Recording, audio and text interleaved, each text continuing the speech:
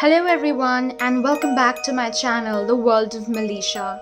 I am Melisha, your next door book nerd, and I'm back with some scary, spooky content.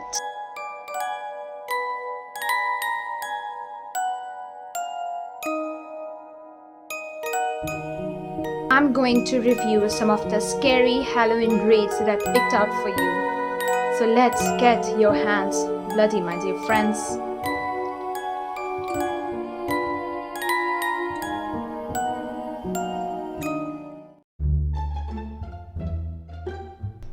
This classic by Daphne du Maurier is one hell of a captivating book. As soon as you start reading the first line, which says, "Last night I was at Manderley again," you are already into the cinematic feels of the book.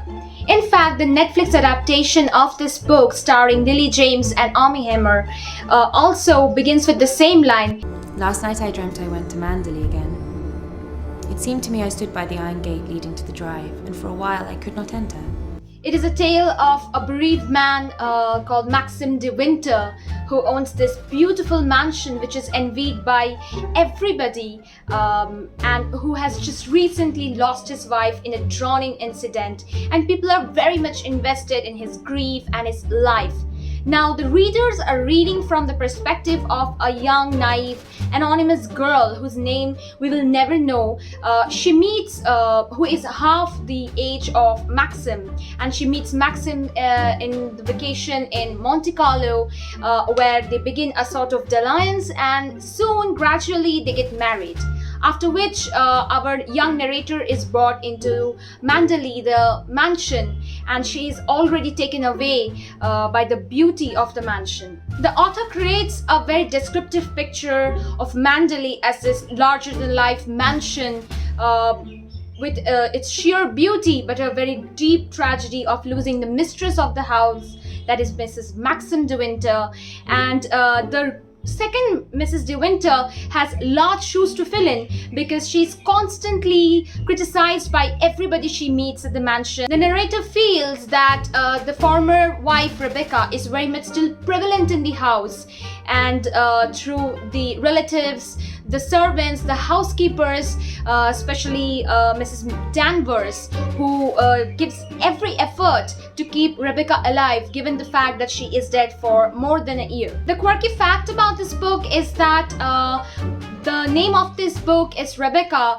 and Rebecca never appears in any part of the book, and we are reading from the perspective of a narrator whose name we will never ever know of. She's only called as Mrs. Second de Winter, but we are reading the story from her perspective, and that makes the book more enthralling. I read this book with great ease to consume every detail that the author has put into its creation, and I think it is very well paced. The mystery is unfolded in a great way, and the plot twist at the end is what makes this book a real classic. So if you're looking for a sort of romantic yet melancholic story with a gothic atmosphere, then I think Rebecca might be the best pick for you. If you're looking for a book about an eerie haunted house with a family of traditions and secrets, then I think Mexican Gothic is a very good recommendation. I really like the Mexican authenticity that the author has brought in by the book. It is greatly descriptive, the house, the culture. Also, it tells us a lot about some unusual parts of Mexico where the English people have inhabited for a long period of time. Our narrator, Noemi Taboada, is a really fascinating character, and the story starts where she is receiving letters from her newlywed cousin, who is trying to tell that her in-laws might be poisoning her. She's having ghost visuals in her dreams, and that she might be able to talk to ghosts. So I think this is more than enough as a starter for you to get involved in the book. There are some really bizarre content going on in the book, which I really liked, contrary to the fact that there is a lot of mushrooms and fungus by the end of the book, and which might be a bit of irritating by the end. And what really disappoints me is that the book sort of suddenly turns into a sci-fi genre rather than being anything gothic that the title suggests. although the cover of the book is very exquisite, and I just loved looking at the cover of the book, which you can see. There are also events of cannibalism, forced marriages, eugenics and voodoo kind of things, rapes. Then there are some misogynistic things which might be a huge red flag for you. Some parts of the book have a constant change in timeline, such as moving into the flashback, then coming into the present, and again moving into the flashback, which might be a bit hard to distinguish. Although I'm in love with the characters, the complexity of the plot line, and of course the cover of the book. Overall, it was a fun read. In my last video, I talked about Leigh Bardugo's Grishaverse creation, and last week for Halloween reads, I picked up another work of Leigh Bardugo, and it was scary. This book is like going on top of a Ferris wheel, and the weightlessness that you feel at the top, plus when you look down and the potential fear of actually falling down. So yeah, pretty much that is what the book makes me feel, or what I feel about the book. That is how scary this book is. To begin with, the cover of the book gives me a lot of Slytherinish vibe, with this huge serpentine crawling over the letters, which are embossed in silver. So yeah, this is a sort of classic Harry Potter, but a lot darker. If you're looking for a fantasy YA dark academia kind of creepy novel, then I think Ninth House is the book for you. The main protagonist, Galaxy Stern, can see ghosts, or what they call in the book, the Grace. And it is because of this power of her, this magical power, that even after having a very tragic backstory of being reckless in her life, she is offered a seat in a prestigious elite university that is Yale. And my god, Leigh Bardugo, herself being a Yale graduate, has described Yale in the most beautiful way.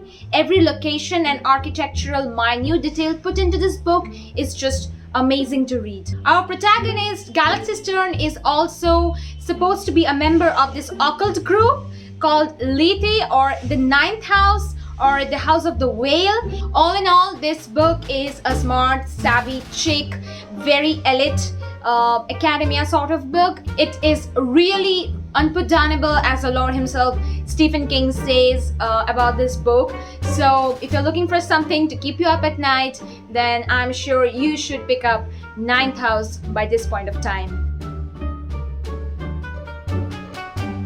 The All Souls trilogy is definitely another beautiful creation written by Deborah Harkness. And the first book, which is A Discovery of Witches, is a love child of Dracula and Hocus Pocus, because it is based on a love story between a handsome evergreen vampire and an academia witch who is yet to discover her true powers. The All Souls universe is, I think, very intricately set up to include the harmony and the disturbances between three kinds of creatures, that is demons, witches and vampires, and who look impossibly human if you look at the recent adaptation of the All Souls trilogy airing in Peacock TV, because this just makes me feel that you might be sitting next to a vampire. You're following me. It is a lot about myth and history of medieval European kingdoms, specifically the English monarchs that used to hunt witches around the 1600 Europe. There are also some indications of time travel stuff if you're really into this, and there is a huge concept about alchemy science and the Ashmolean concept. Yes, there are certain cliches going on around the book. That is a repetitive romance between a vampire and a witch, where the witch is losing her power and the vampires are not able to sire. But overall, I think this book has a lot more potential. I'm yet to read the other two parts, and I think it is going to be a magical ride, as it suggests. If you're looking for some more Halloween recommendations, then I think there are some classics that I should mention and that deserves a mention in my video. The Gothic Stories by Elizabeth Gaskell is a classic. Some other classics are Frankenstein by Mary Shelley, Jane Eyre by Charlotte Bronte, The Picture of Dorian Gray by Oscar Wilde. Now, if you're looking for some books such as psychological thriller, Paranormal Activities, and The Silent Patient by Alex Michaelides is a very good recommendation. Now, if you are a person who wants to read more about witch and wizards, then I think The Near Witch by W.E. Schwab is a good recommendation, and definitely a lot many books of Stephen King. So I hope you liked all of my Halloween spooky recommendations, and before the clock strikes 12 tonight, get your hands bloody, pick up one of these and start reading. My friends, happy Halloween!